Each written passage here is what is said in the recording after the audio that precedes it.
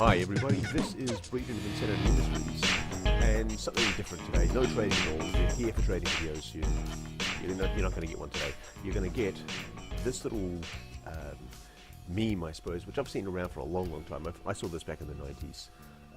The equity side, I think, was labelled justice back then, but essentially this is a wonderful piece of socialist-style economic thinking, and I really wanted to dissect it today and have a little look at it. And as usual with socialist thinking, they want to get you looking at the issue at the front and not the big picture at the back, because the big picture will probably explain the inequity or the problem they think they see. But they want you to focus on the problem and then a solution to the problem. So clearly the problem here is that we have three people trying to see a baseball game, and the short one, who obviously represents the poor person, can't see the baseball game because he can't afford the ticket, he doesn't have enough. But we can see here that the tall man is standing on a box he doesn't need over here.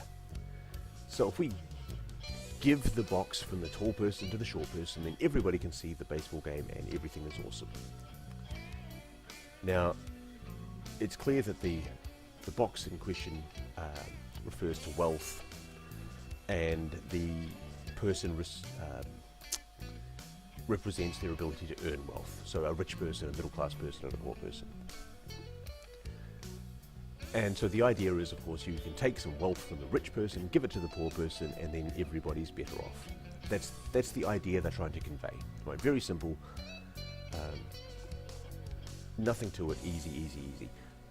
Except when we start to look at as the classical liberals will, that we need to look at the morality. It matters how the box gets from the left side to the right side. It matters greatly.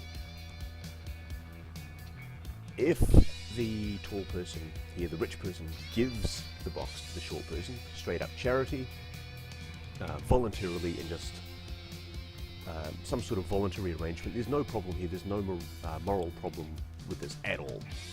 It's awesome, fantastic, everything is solved, moving on. However, if force is used to transfer the box, you have a moral problem.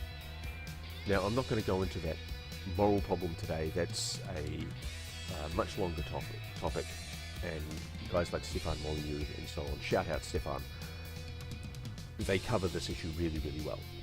So nobody has a problem with this as long as the box transfer is voluntary. Now, that is the socialist solution. The socialist solution says the economy has three boxes in it. What you would think of as the capitalist solution is that what we need to do is teach this guy here how to make boxes. So he might not be able to see this game, but he can go away and he can build another box. And so he can still get across here by building another box. And then the economy will have four boxes.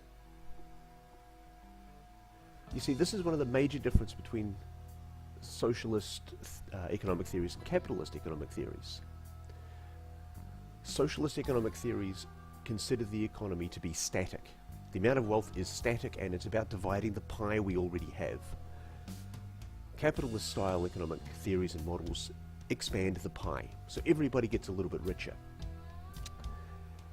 You just think about how in the early 20th century only wealthy people could afford to buy a car. By the end of the 20th century, almost everybody could afford a car of some description.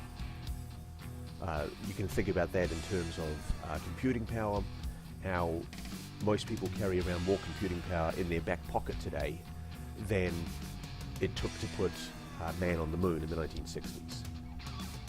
Right, that computing power has gotten cheaper and cheaper and cheaper and more accessible over time.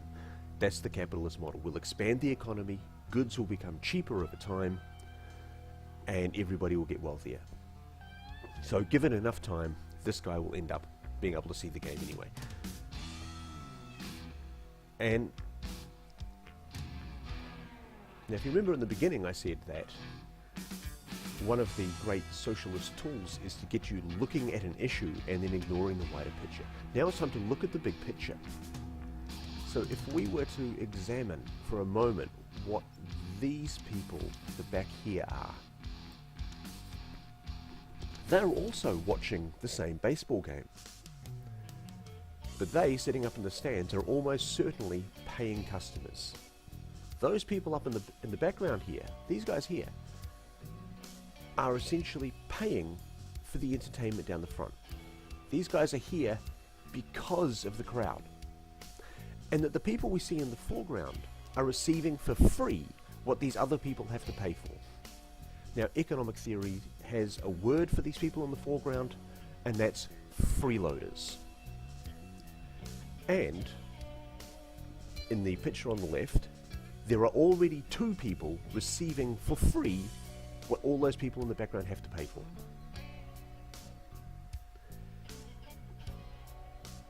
And we can see from the picture, which comes from a left-wing website,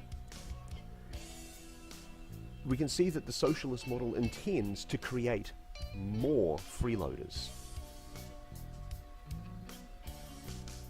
We think this would be much fairer if everybody in the foreground was able to receive for free what all those other people in the background, many, many more people in the background receive, that they have to pay for.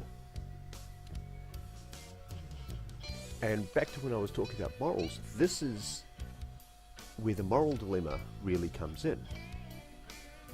Should these people in the front row be able to receive for free what the people in the background have to pay for?